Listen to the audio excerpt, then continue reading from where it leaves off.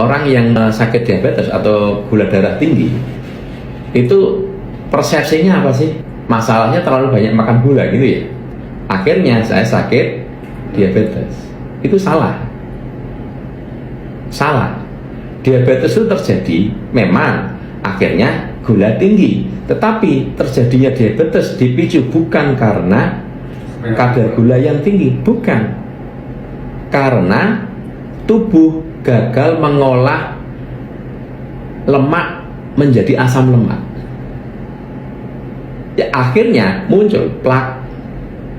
Jadi pertama kali segala macam penyakit degeneratif, mau diabetes, mau hipertensi, mau gangguan jantung, mau neuropati, terjadinya sama. Terjadinya metabolisme, tubuh gagal mengolah minyak atau trigliserid untuk menjadi nutrisi asam lemak. Awalnya karena adanya gangguan lambung. Karena ada gangguan lambung itu pasti karena gangguan lambung. Nah, gangguan lambung kan seperti saya sering bilang, bergejala, rasa nyeri, rasa sakit, ya itu cuma 15-20%. Yang tanpa gejala, gangguan lambung tanpa sakit itu lebih tinggi, Pak, 80%. Jadi lebih tinggi. Sehingga orang bilang aku nggak sakit. Nah, masalahnya gangguan lambung itu, definisi gangguan lambung bukan nyeri atau tidak nyeri. Definisi gangguan lambung adalah lambung gagal memetabolisme makanan menjadi nutrisi. Dalam kasus ini kegagalan lambung adalah mengolah protein untuk dirubah menjadi asam amino. Nah, karena orang dengan gangguan lambung kecenderungannya cairan lambung itu pH-nya mendekati netral, mendekati 7. Apalagi orang yang punya luka radang lambung yang parah, ya. Pokoknya intinya kalau orang dengan gangguan lambung itu cairan lambungnya menuju netral. Dengan ditambahi obat-obatan antasida atau penetral asam lambung ataupun tanpa. Jadi kalau tanpa itu sudah proses alami hormonal. Oke. Ketika lambung cairannya mendekati netral, yang terjadi lambung tidak bisa masak, tidak bisa mengolah makanan. Cairan lambung itu kan kayak kompor, ada apinya.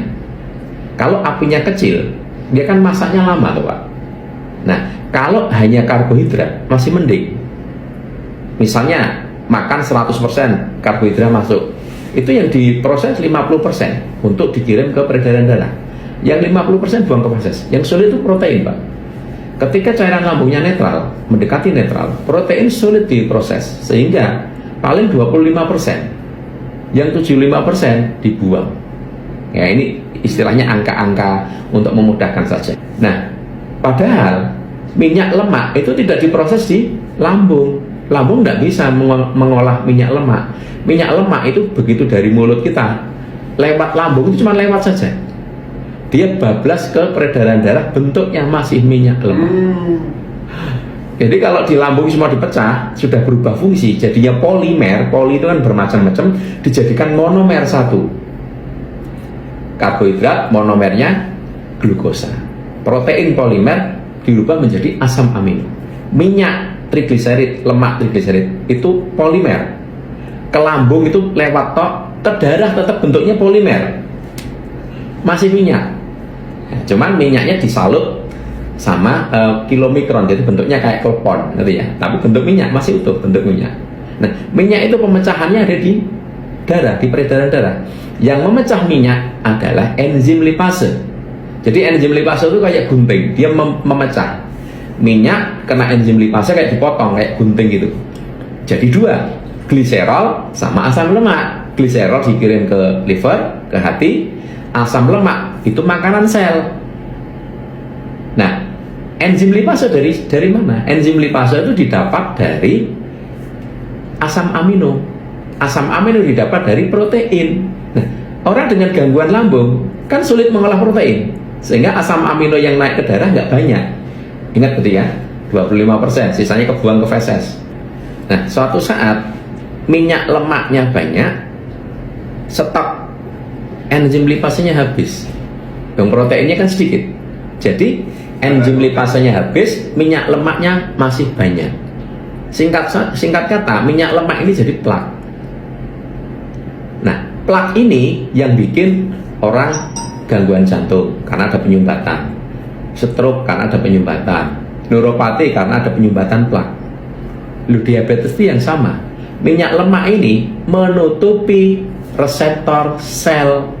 Jadi sel tidak bisa makan glukosa, makan asam lemak tanpa ada perintah dari insulin.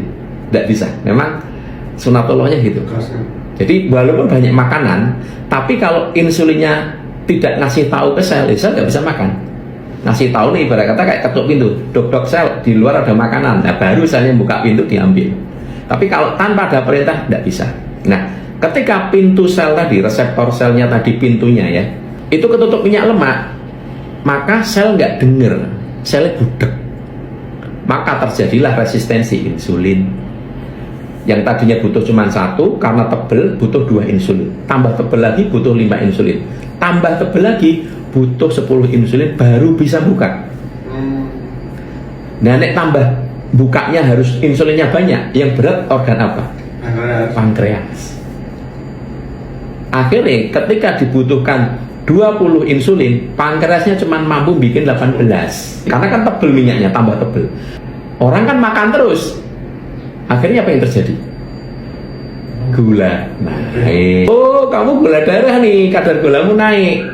Jadi sebenarnya orang diabetes itu kadar gula naik karena apa? Pertanyaannya. Karena nggak bisa dimakan sama sel.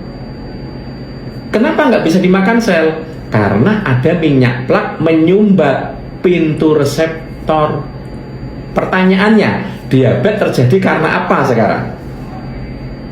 Karena ada minyak plak yang menyumbat reseptor sehingga gula tidak bisa dimakan sel. Lah kok nyalahin gula?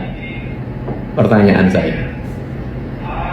Akhirnya pemahaman yang keliru, pengobatannya ya keliru. Pengobatan selama ini fokusnya kemana? Pertanyaan saya.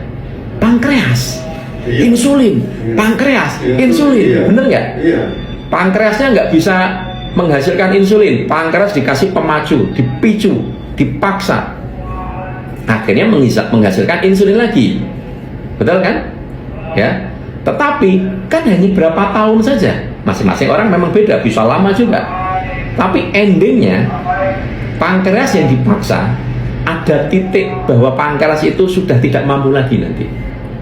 Akhirnya ketika minum obat, pankreas sudah nggak ngefek. Titik itu akan datang. Kapan? Ya tidak tahu. Kenapa? Plaknya tambah tebel. Minyak lemaknya nggak dibenerin, lambungnya nggak dibenerin.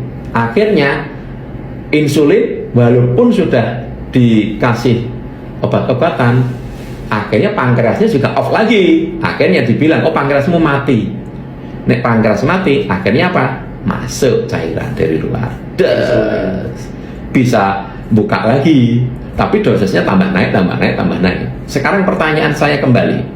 Orang diabetes karena glukosa atau karena minyak lemak? Masalahnya, dasarnya. Ayo, pahami itu. Ngertinya kan karena glukosa. Salah. Glukosa itu korban. Apakah karena pankreas? Salah. Pankreas juga korban. Nah, kalau mengobatinya salah paham, bisa sembuh nggak? Ya nggak bisa, wong salah diobati, sing diobati pankreas, bukan diobati, ding. Dipaksa, dipicu, digantikan. Ya nggak bisa. Mulanya kalau pengobatannya nggak tepat harus minum obat seumur hidup. Akhirnya bahwa diabetes tidak bisa sembuh. Makanya kalau mau menyembuhkan diabetes, ya minyak lemaknya dibenerin, plaknya dibenerin. Caranya lambungnya dibenerin dulu sehingga tidak terjadi plak yang baru. Plak yang ada sudah terlanjur di darah diurai supaya plaknya hilang. Loh, kalau plaknya hilang, pintu reseptor selnya bersih lagi nggak? Kalau bersih lagi, butuh insulin banyak nggak untuk buka?